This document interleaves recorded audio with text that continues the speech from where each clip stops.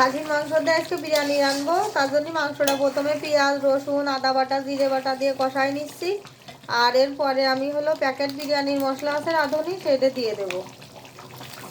এই যে রাঁধুনির বিরিয়ানি মশলা দিয়ে দিলাম এর মধ্যে ঢেলে, দিয়ে মাংসটা একদম বেশ সুন্দর করে আরও খানিকক্ষণ ধরে কষাবো। মশলাটা দিয়ে তো দিলাম, ভালো করে নেড়ে চেড়ে কষাতে হবে খানিকক্ষণ। আমি হলো বিরিয়ানির মাংসটা রান্না করে নিই এইভাবে, তারপরে যে তাই চাল ধুয়ে রাখিছি, চাল দিয়ে সেই চাল ভাজিয়ে ভাতটা রান্না করে তারপরে এই মাংস দিয়ে আর ওই সেই ভাতটা দিয়ে মিশিয়ে আধা ঘন্টা মতো ভাপে বসাই দিবানে, তারপরে রেডি হয়ে যাবে না বিরিয়ানি।